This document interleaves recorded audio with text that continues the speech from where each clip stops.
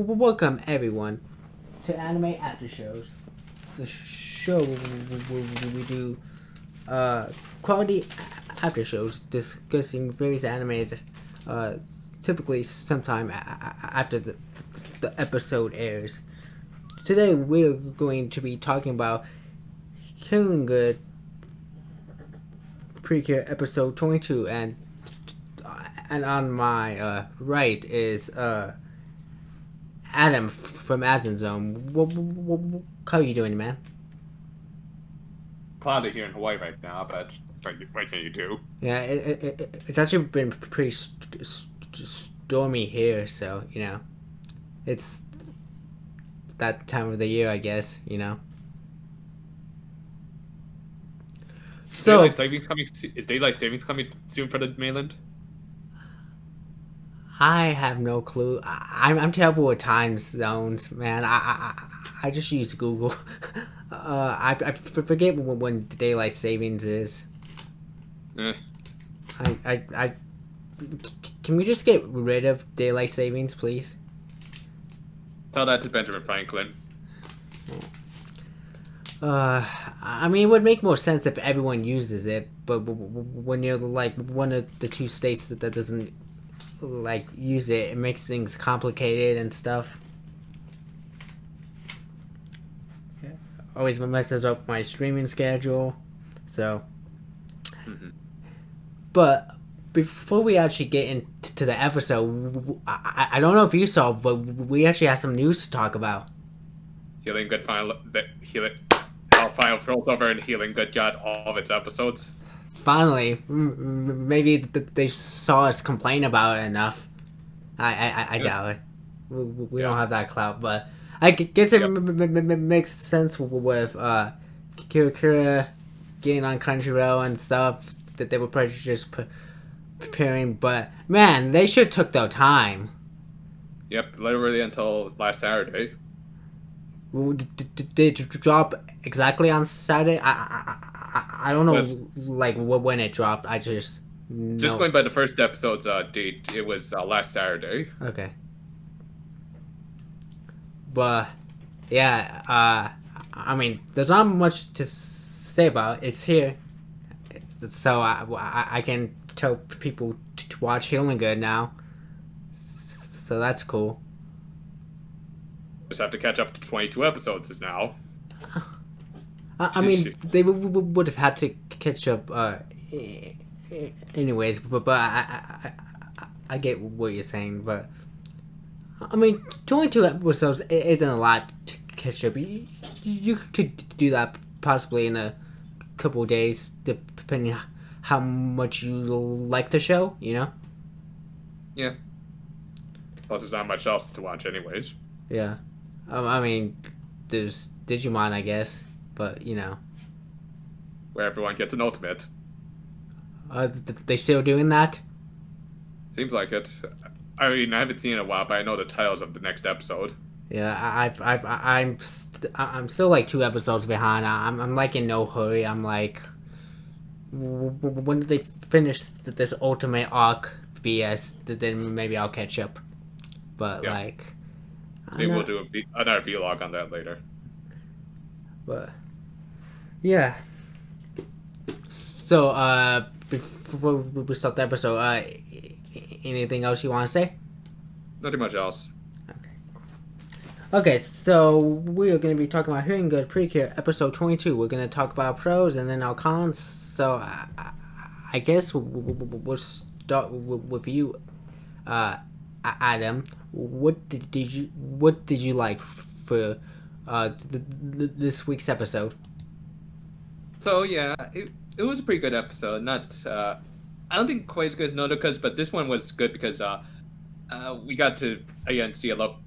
Again, since seems like they're going to do a little mini arc for Asmi, this was some decent development for her. She's now actually starting to develop she's developing actual emotions that are both good things and bad things that are turn her kind of turn her a little bit see through.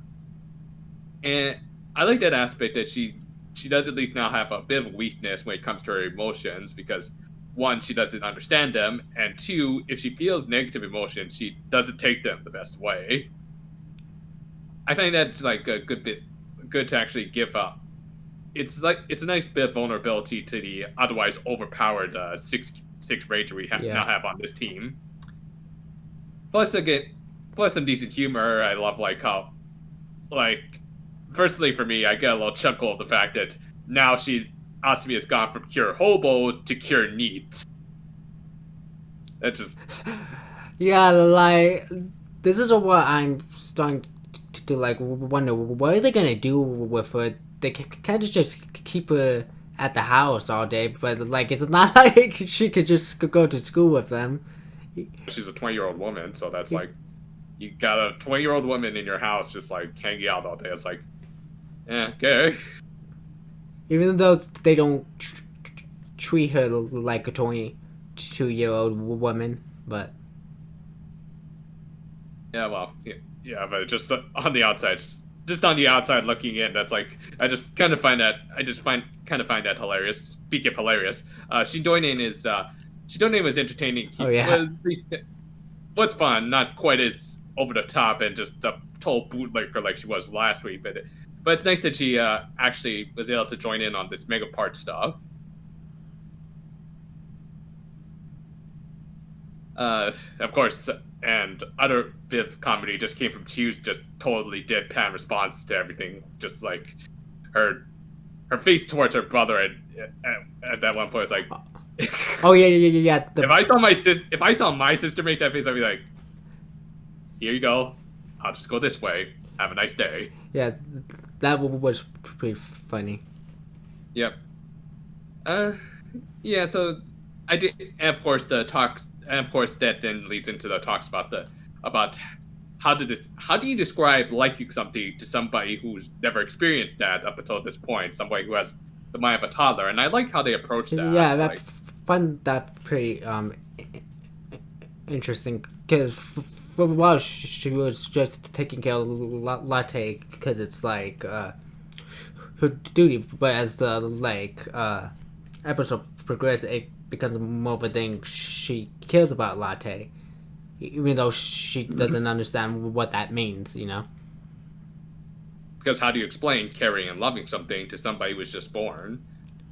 Yeah, and even for someone who's been around for a while, it isn't like a concept or like a feeling that's like that you can explain with like science or like math or even like logic. It's a complex. It's something. It's something that we all develop as kids. We learn what we like and don't like as babies, and that just sticks in our head. But this woman basically has the mind of a baby, still has somewhat of the mind of a baby. So how do you do that without looking like a total weirdo? I just find that interesting. And of course, the fight this week was much better animated since it was done by a slightly higher tier animator, Ken Ueno. So we got some action. We actually got to see the elemental battles not just be beam attacks, and the ice elemental battle actually did something this week. Like, I didn't bring this up. I'm not sure if I brought this up, but in the previous weeks, stuff like I think the ice elemental battle and the sun elemental battle, not actually the lightning elemental battle, where basically just beam attacks that stun the monsters. This time it actually had a logical need against a faucet monster. So yeah, so good fight this week, and yeah, that's pretty much all I have to say, I think. Yeah, so I guess I'll go. So I guess I never paid attention to Latte's like bed before. Until like this episode where she moved it in her room, which I thought was pretty cute. Asumi wants like Latte to get sleep. Basically, like the overprotective bodyguard, you could say. Yeah, I also think Asumi is a overprotective like mom of Latte, even if she's not the best at it and doesn't fully understand what that is, you know. Yep. So, and I like the beginning of the episode where Noka's parents show Asami her room, and Asami thanks her.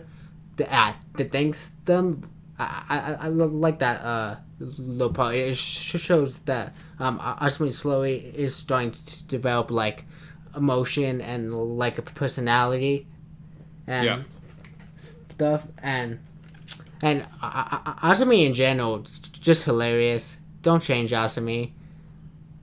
Her shenanigans and devouring food colored buns. Oh yeah, she didn't mean to take the like wrapping out. She almost ate the wrapper.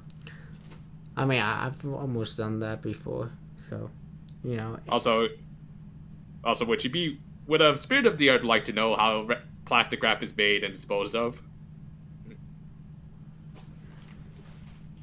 Saying. But yeah, like I said, overprotective mom. So when Asumi starts like disappearing and wandering, I love like Hinata's like distraction. I found it kind of hilarious. I found it hilarious because I thought she was turning into John Cena.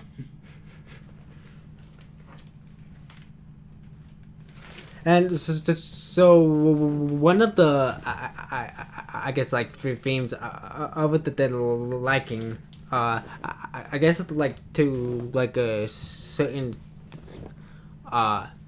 degree, Asami is kind of like I guess like questioning I guess her failure because she messed up with Latte and she doesn't know what to do. She doesn't know how to approach her and stuff. You know, these like emotions are a pretty new thing to her. So I like through these episodes we all seeing like Asami develop some emotions, even if she's kind of this like I guess godlike entity. I guess. Developing human. I would say like a newborn god, newborn goddess, you could say. Like, okay, She's technically all powerful, but yet she has no idea how to communicate with a human. Yeah, and another. So we've talked about how Asumi may be like overpowered and how they're gonna nerf her or make her not as overpowered. So one of the things I think that they may be doing, we'll see if they continue doing this, is have her like mental state kind of be like a handicap because through the earlier part of the fight she's not able to transfer because of the like mental and emotional struggles she is having. So yeah. It'll be interesting to see if that becomes like a handicap. I don't know. What do you think about that? I think that's interesting because basically she's not fully there. Technically, she's not even fully there. She's a spirit of the earth in every sense of the word. So her very existence is only temporal, really. Yes. Which makes the end of the series also might make for some good drama, like her possibly. Like, if they actually win the battle, what's going to happen to Asumi at the end if she's not needed? And there goes an ambulance. You careful, man. Yeah, anyway. But, yeah, that's something I've been thinking about. Like, and not just her vanishing. Once she fulfills, like, her purpose, what does she do? How does she move on, you know? I think that there's some interesting questions to be explored here, and I do think Asumi is going to find a purpose beyond just protecting Latte and protecting the Earth. You know, probably they're probably gonna end on some kind of happy ending for her. Like or maybe she'll find some kind of occupation afterwards in a more permanent body. You think she's gonna get a new body at the end? Not necessarily a new body, but solidify her current one. Ah, okay. But yeah, those were my like main positive points. Anything you want to add to my positives, or question, or object, or fight me to the death on? Not really. Oh, no fight to the death. Okay, fine. Let's move on to our negatives. What didn't you like? What pissed you off? What controversial opinion do you have? What kind of rant do you want to have on the show to get us more views? Honestly, I don't have much to rant about, but if you wanted to rant, it's hard to rant when I found a lot of the episode just kind of overall, so that's my biggest issue. Yeah, I feel that. Like, it was a decent episode, but I don't think it's my favorite episode. It's not even my favorite, like, recent episode. You know? Yeah.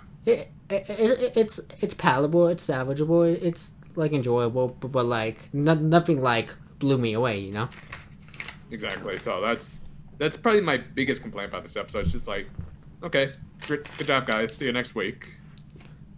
Yeah. Yeah, that's the stuff that they did establish was good and good for developing everyone's character, but I would say, like, other than that, there was no, like, huge standout moments, like, huge, like, leave us in awe or make us laugh insanely hard, like previous episodes. Like, even last week, we had, like, some good moments between Nodoka, and I think even some more hilarious moments, like, with Asumi, as we said, struggling with her chopsticks, and this one, we had her just gorging on those manju, which is, that's like more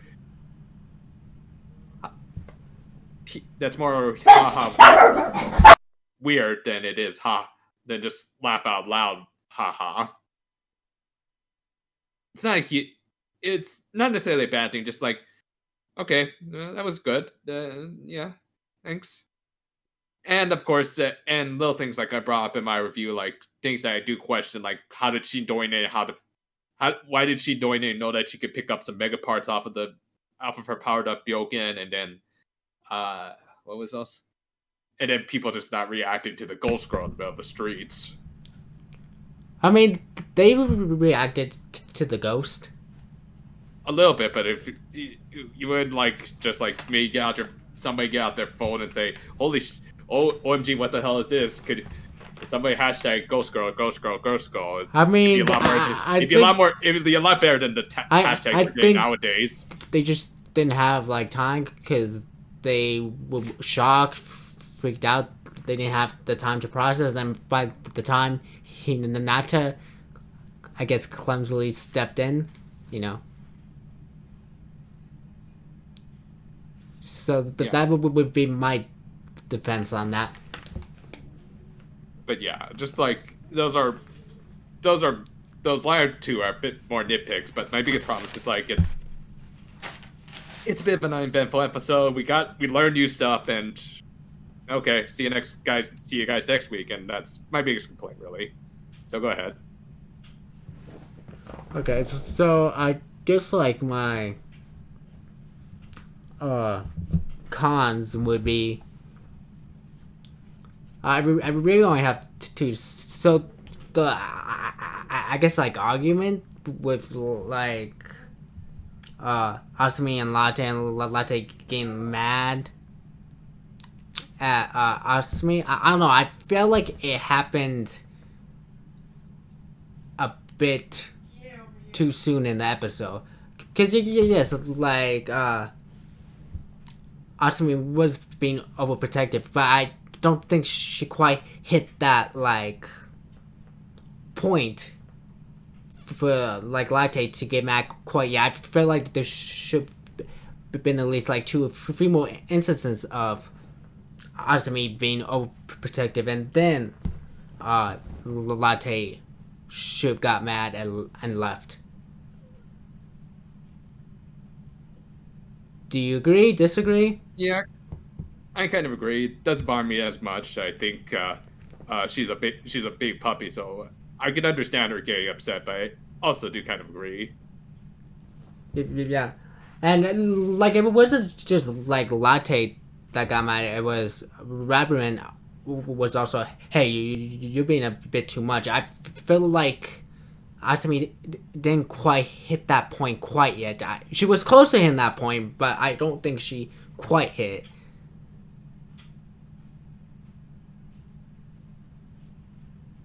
Get what I'm saying?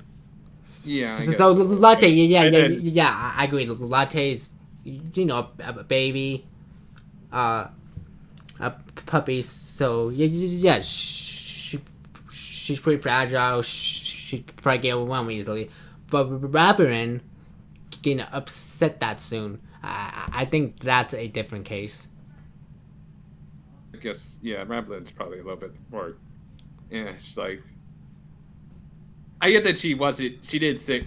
I think when she took her out to walk, she wasn't saying that totally out. It's just like, give us this little space this one time, girl. So I kind of excuse that just because it's like, maybe she was like thinking this was just a one-time thing. Yeah. And I guess I did find it weird that I guess Rabbrin freaked out at least. Kind of question why Asami moved Latte's bed. Like Rabbrin's like it was fine where it was, Mm-hmm. I don't get why like Rabbrin had to say that. I guess she probably wanted Latte to stay in Nodoka's room, but Latte's pretty much Asmi's like mascot partner, so Yeah. and I don't get why like Rabbrin then didn't like quite get that,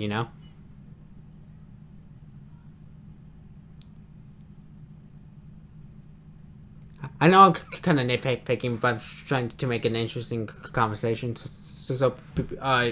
Well, yeah, I see where you're coming from. And again, it's just like the episode didn't have much else to say about it, good or bad, which is probably its biggest negative. Yeah, like it's not a bad episode. It's just I feel like maybe a couple more. At least with something. Yeah, even if it was like a bad point, I think we would at least have something more to say, and would be like, kind of. Yeah, maybe I just feel like maybe the episode could use a bit more, maybe one or two more like edits with the scripts or something for the pacing. But it's not bad. It's not bad. So Yeah. okay, so the other negative, because it's me, is Chiyu related. Okay. You're wondering how, why, that expression on your face. So I don't get the point of like comparing the like situation to like to use gymnastics. I feel like I don't know, bringing Chiyu's gymnastics. I don't know. It kind of came out of nowhere. It kind of felt pointless, I guess, to me. Maybe it's the idea of like compete, always trying to get better at something, and then it's by many failures. If you like it that much, then you will want to keep going for it. Yeah, I get that. So my question would be, why did they have to be like to use just gymnastics? Because when was it's the best thing that she has to describe. Yeah, liking something. But when was the last episode we saw the gymnastics? I think 9. Yes, so it's kind of been a while, and they just kind of bring it back out of nowhere,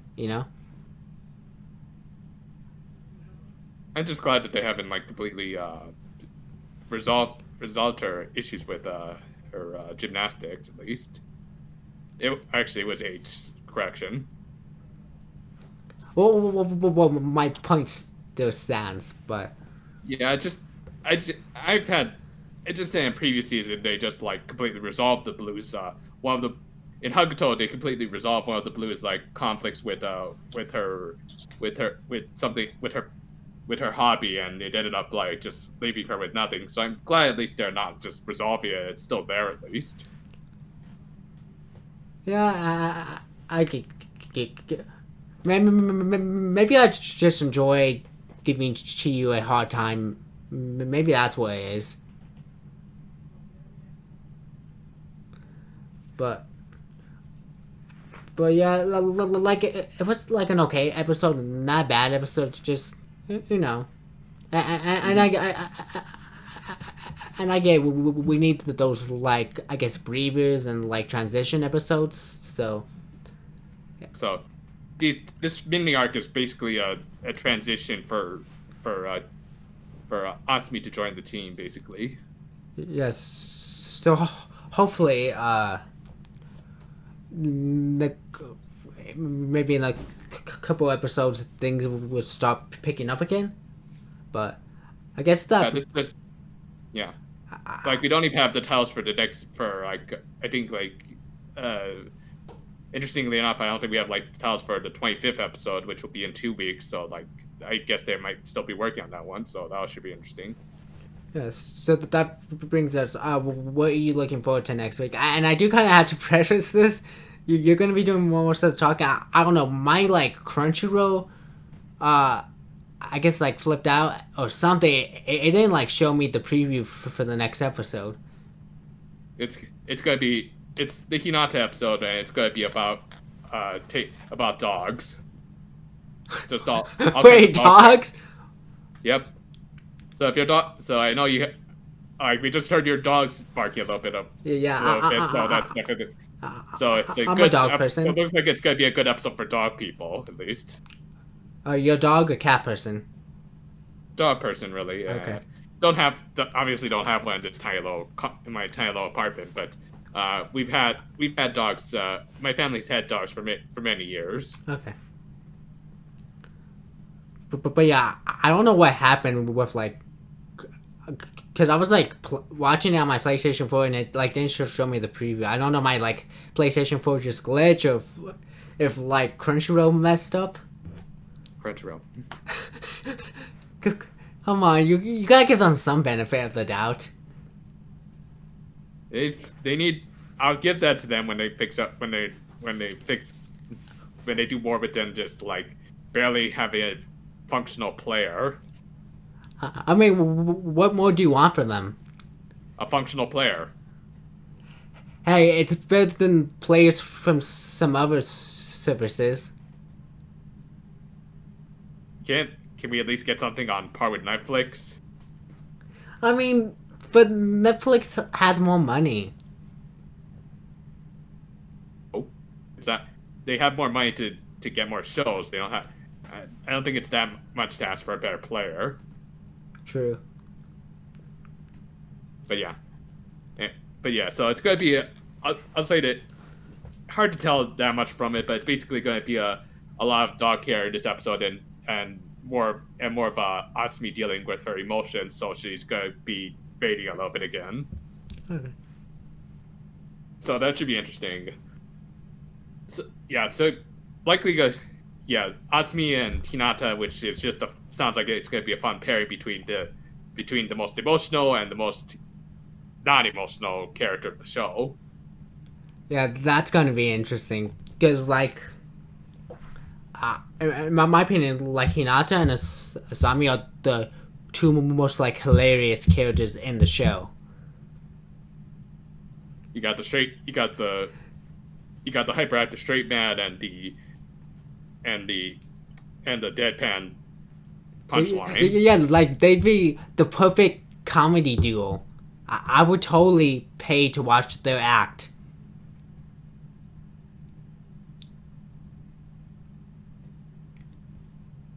So yeah, that should be. I at least expect some decent laughs from that, and maybe some cute doggies. Yeah, keep the doggos are always a good thing. So, do you think after next week's episodes is when the things are going to start picking up again, or is it? Do you think it's still going to be a while? They might have like a. Personally, I think it's gonna be we're gonna soon get like maybe a mid-boss fight. Like at this point in the series, like usually around this point for Precure series, they have like mid-boss fights. Like somebody strong, like somebody builds a really strong monster and they fight, or one of the generals dies off. Which has already happened. Yeah, well, that's not. I wouldn't really count that as a mid-boss fight. He was just like. No, He was totally.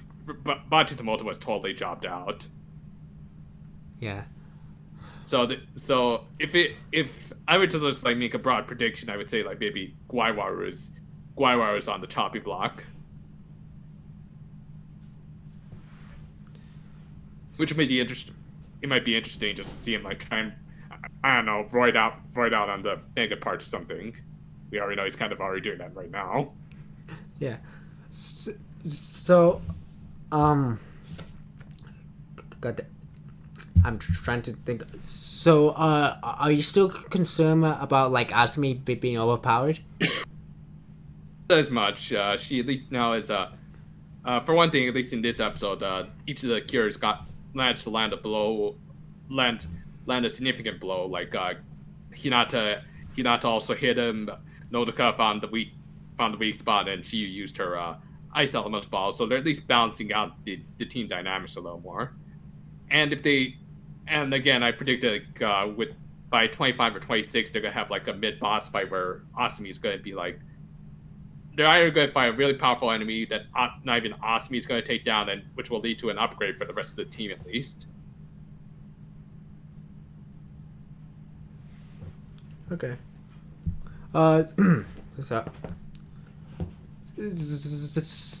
So are you still enjoying the show? Yep. Have high hopes? Medium hopes at least. Right now it's not the most exciting part of the series right now after the 6 Rangers introduced. So I'm still looking forward to it. Just like okay, so just a little bit of a cool down period. That's nice. Okay. So any other things you want to say before we end? Nothing much else. Okay. Well, we will catch. Oh, let me switch to the. We will catch you guys. Maybe next week, sometime in the future. This has been Anime Aftershows. We provide high quality aftershows of your favorite anime. I have been your host, Nanohero. You can follow me at The Real Nanohero and at twitch.tv/Nanohero. Our other host for today's episode has featured Adam from Azenzone. Check them out at Adam Kiyoski and at youtube.com/AZENZO N_E. Anime Aftershows is created, owned, and played by me, Nanohero. You can follow me at The Real Nanohero. Our intro and outro music is done by Xavier Salvador. Make sure you check out our other brands and channels, including Nano's Indie Cafe. More info is in the description. Make sure to also follow us on social media at Anime Aftershows. If you are watching on YouTube, make sure to subscribe, like, and ring that bell. If you listen to something like Apple Podcasts, Google Podcasts, or Spotify, make sure to follow or subscribe and leave us a rating. We hope to see you all in a future Anime After Show.